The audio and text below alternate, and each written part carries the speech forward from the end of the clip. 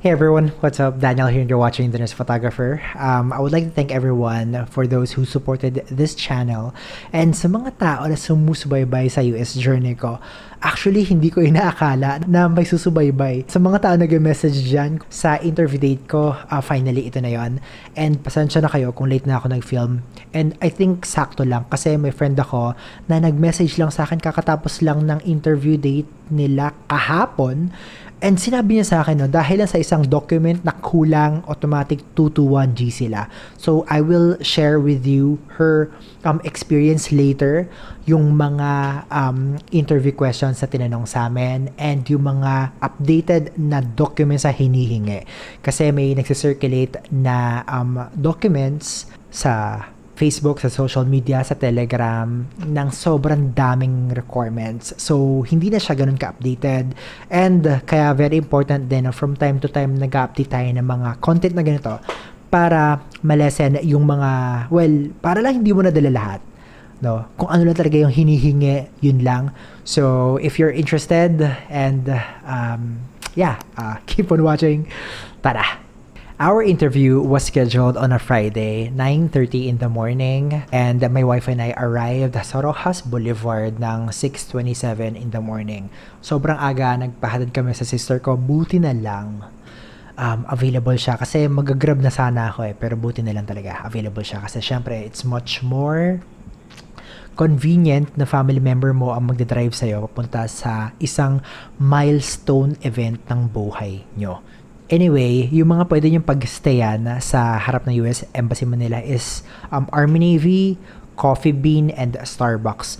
Ngayon, out of the three, Army Navy and yung CBTL, yung more convenient kasi katapat lang nun is yung bridge na pa-cross sa US Embassy. Ngayon, nag-breakfast kami sa Army Navy and nakakatuwa kasi iba talaga pag araw mo na ng ng approval ng petition mo kasi wala lang, medyo may konting kaba pero medyo numb na ako kasi tagal ko na hinintay ito Anyway, isa pang nakakatuwa habang kumakain kami kasi may kita mo na yung mga tao nag-breakfast doon is nakaschedule din sila for interview. So, yung mga group of yung mga family na for interview, may kita mo na meron din silang mga hawak na envelope for their documents. And then, after nun, lumipat kasi kami sa Coffee Bean sa tabi. Ngayon, dun din, makikita mo na may mga tao din na tumatambay lang or yung mga kasama ng mga in-interview, dun naghihintay. Ngayon, around mga 7:30 ata or to 8:15, may mga tao na lumabas na galing sa embassy. And then, doon maririnig mo na yung mga tao na tumatambay din, mga na-approve at may konti na deny din. And then, pinag-uusapan na nila na dapat ito yung mga sinagot mo, dapat ito yung sinabi mo, yan tuloy, hindi ka na-approve. So, ganoon lang talaga, para maririnig-rinig mo din yung mga discussion nila. So, anyway, 8:45, doon na kami nag-cross papunta sa US Embassy Manila. And again, ang interview date namin is 9:30 in the morning. Ngayon, pagbaba mo kasi ng footbridge, makikita mo na ang haba na ng pila and medyo mainit na. And then, pagtingin ko doon basta parang sa taas may sign siya sa dulo ng mga pila, sa beginning, nakalagay doon 10 o'clock na yung pila na yun, tsaka 10:30. So, nagulat ako kasi 9:30 kami, ba't wala na yung pila na 9:30? So, pumunta na agad ako dun sa guard. Sinabi ko na 9:30 yung interview date namin. Wala naman problema, Pinag-go forward agad kami dun sa entrance requirement na screener. So, bago ka pumasok doon sa Embassy Manila is may mag-screen lang. Ngayon, dito sa screener na to na nasa entrance is hihingin nila yung DS-260 confirmation page and yung passport nyo. Ngayon, sa amin kasi, yun lang yung hiningi. Pero if you watch other YouTubers din, sinasabi nila na hinanapan sila ng appointment letter. So, I think case-to-case basis din siguro. And just to be safe, make sure na mag-print din kayo ng appointment letter. Actually, nag-print ako nun. Hindi lang siya hiningi.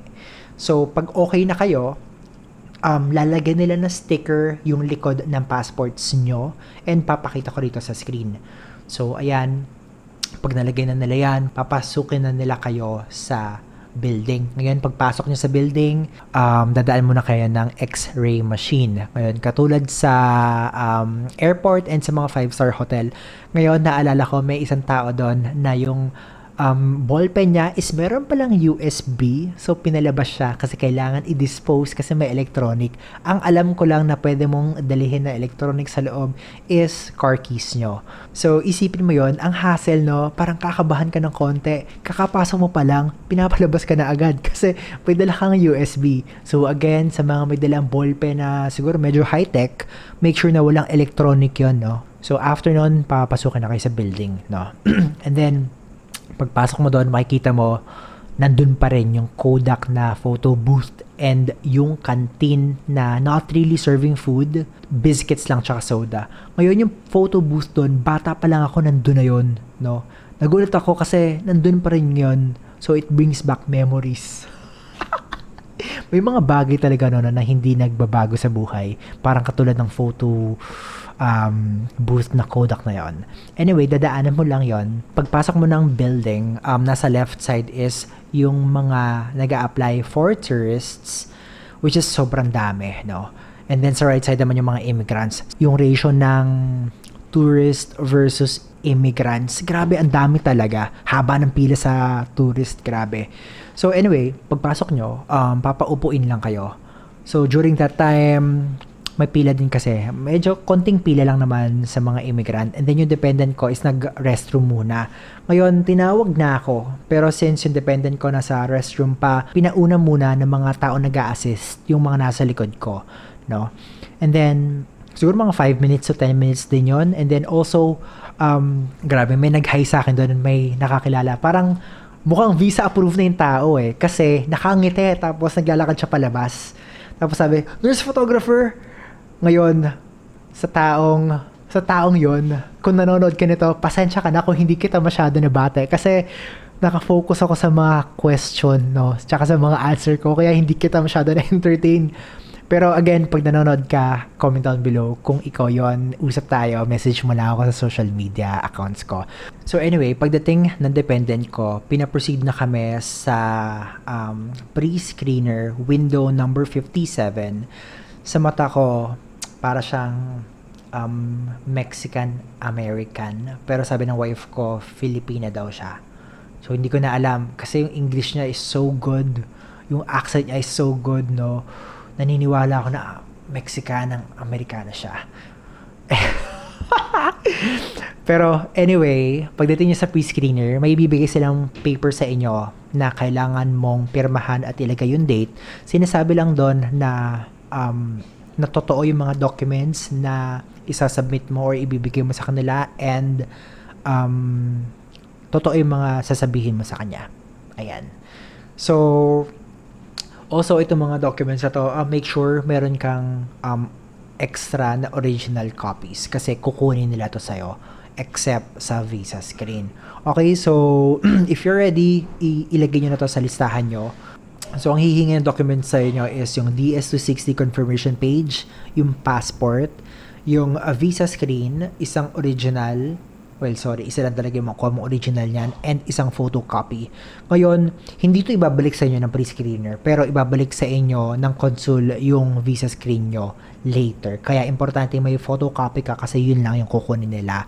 Next is yung proof ng passing ng NCLEX. So, in my case, is NCLEX pass letter and then New Mexico license certificate. Ngayon, sa New Mexico kasi magsisend sila ng parang diploma mo na nakapasa ka ng NCLEX and then nakalagay din doon yung details kung kailan ka nakapasa, yung license number mo and then may seal ng New Mexico. So, yun yung kagandahan sa New Mexico. Meron silang ganon. Next is yung job offer nyo from your employer and dapat notarized siya. Also, yung job offer is valid for 1 year lang. So, kung mag-expire na siya, message nyo na yung employer nyo na humihingi kayo ng bago. Okay? And ito naman, yung the following na documents is requirements sa hiningi sa amin ng dependent ko. So, tag-isa kami nito. So, ang hiningi ay ang mga sumusunod. 2 pieces ng 2x2 photo. Tapos yung pre-screener, bibigyan ka ng ziplock na maliit. Doon mo ilalagay yung mga photo and original NBI. Again, ang kailangan mo lang isubmit yung nasa taas na portion ng NBI. Yung personal copy, itatago mo yon. Kung hindi yung papinunit, papapunit niya sa'yo para itago mo na yung personal copy nyo. And then next is yung original na birth certificate. PSA format. Next is original PSA AOM, Advisory on Marriage or Senomar pag single ka. Ngayon, yung sinasabi ko sa inyo na kaibigan ko na na-delay. So, yung husband niya is may PSA AOM copy. Ngayon, wala siyang AOM na to. So, sinasabi niya sa akin, dahil lang sa isang document na wala na ito, 221G sila. Okay, so, pag sinusubaybay nyo rin kasi yung mga journey ng ibang nurses na for EB3, makikita mo na yung iba hindi na hiningan nito. So, just to be sure, just to prevent further delays, mag-acquire na kayo ng tig-isang copy each. Okay? And then, lastly, is the original PSA na marriage certificate. And then, after mo isubmit yung mga yon, here are the questions na tinanong sa akin ng pre-screener. So, tinanong yung name, full name ko, yung middle initial ko, ano daw yon, yung date of birth, civil status, name ng petition, address ng petitioner ko, full maiden name ng mother ko and yung father ko, kung meron daw ba akong criminal records, and kung nag-serve na ako sa military. And for my dependent naman, syempre mas easy lang sa kanila. Ang question for my dependent is yung full name niya, full maiden name ng mother and father niya, date of birth, and yung work. Okay, so my wife is a physician. Tapos actually sinabi niya na I'm a physician. Parang gumaan yung loob ng pre-screener eh. So siguro may impact din talaga, no? And very important na sumasagot lang tayo na maayos agad. So after nun, pinaproceed kami sa fingerprint. So may mag-guide din sa inyo nun sa fingerprint. Ito medyo matagal kasi dito parang ito yung bottleneck sa experience namin eh. Dito humahaba yung pila sa fingerprinting, no?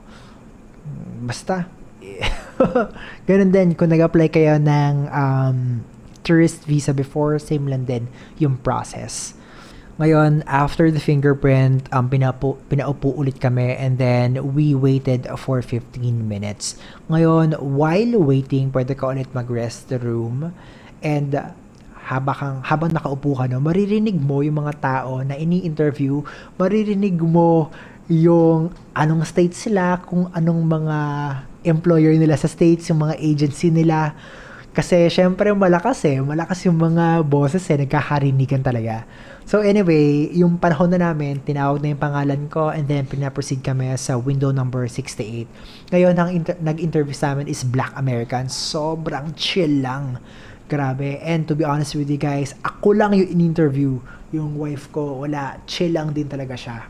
And yung mga question na tinanong sa akin ay ang mga sumusunod. Full name ko, date of birth, name ng petitioner ko, address ng petitioner ko, yung rate per hour, anong state ako magtatrabaho, what is the reason for your travel sa US, syempre, I will work there as a nurse, how long have you been working as a nurse? So in my case, I have bedside experience and you are experienced. So ang sagot ko doon is, I worked XXX years as bedside nursing. And then, sabi niya sa akin, but how long is the total experience? So, sinabi ko lang, dinagdag ko na yung UR ko. So, total of nursing experience is XXXX. Ayun. And next question is, how did you know about this job posting? So, syempre, iba-iba yung mga sagot natin dito. May iba na nirecommend ng mga kaibigan nila, ng mga tropa nila. Iba, nakita yung job posting sa hospital nila or sa social media, di ba? Pwede nakita sa Lefora. Ayan. Pero sa akin kasi, sa case ko, actually my sister works kung saan ako magtatrabaho. I mean, sa petitioner ko. Kaya, Sabi ko lang, no, from my sister because my sister works there. Ganyan. So, tinanong niya, anong trabaho niya doon sa employer ko. So, sinabi ko na nurse din yung kapatid ko. And then, also, tinanong niya, have you ever been to the US? So, since I have travels doon before, tinanong niya kailan yung mga travel ko, tsaka kung ilang weeks or months ako nagstay before. Ayan. And then, after nun, sinabi niya lang, so, sige, sagot lang kayo sa mga tatanong ko. So, parang general questions ulit na, may criminal records ba kayo? Or, sorry, any criminal records? Have you ever served the military? So, syempre, well, kami hindi po kasi talaga. And then, after ng mga questions na yon, sinabi na ng consul na Arizona is a nice place. I will issue your visas. It will arrive in 2 weeks via LBC. Okay? And, yun na. So, tapos na. And then, sabi niya, do you have any questions? Or, syempre, mas cool, mas chillax. Do you have any questions? Yan. So, okay, ako kasi may question ako. Kasi, yun sa dependent ko, napansin namin na yung DS-260 niya, pinagsama yung middle initial niya, tsaka yung surname niya. So, tinanong ko kung magkakaproblema ba. Kasi yung DS-260 niya, iba yung pangalan niya. Pero sabi naman sa amin ng consul is, hindi yun problema. Ang pagbasihan namin is yung pangalan na sa passport. So, kung ano yung nasa passport, yun din yung ilalagay sa visa niya. So, okay naman. Walang problema. So, yun lang. And then, after ilang days lang, dumating na yung immigrant visa namin. Ayan. So, ganito po ang lalagyanan ng LBC. Ayan. And then, syempre, pinunit ko na kasi bukas na. Yun lang naman. Nakatulong ba tong video ko? Medyo parang tuloy-tuloy lang ako. Sa mga naghihintay ng interview date nila, easy lang kayo, no? Hintay nyo lang talaga. Alam mo, sa mga nagsabi sa akin na sana all, sana kami rin ma-approve na, sana same situation kami ng petition nyo. Nako, ang haba po ng sa akin. Hindi ito katulad ng mga napapanood nyo sa iba na 1 year lang or ilang months lang sa start ng petition nila tapos na-approve sila. Hindi po sa akin ganon. Ang tagal ng process ko. Which is, the harder the battle, the sweeter the victory. Okay, yun lang naman. Maraming salamat sa panonood. If hindi ka pa nagsasubscribe, please do so and ring that, and press that bell button. And also, pag umabot ka naman dito, comment ka naman ng syringe or ng bansa ng US para malaman ko kung ilan yung mga nanonood hanggang huli. Ang next topic ko is about PIDOS. Kakatapos na ng PIDOS namin and I will make a guide. So, yun lang, nurses. And by the way, ang bayad is 440 pesos para sa LBC each. Okay? So, good luck sa mga naghihintay dyan and see you guys sa US. Bye-bye. Adios.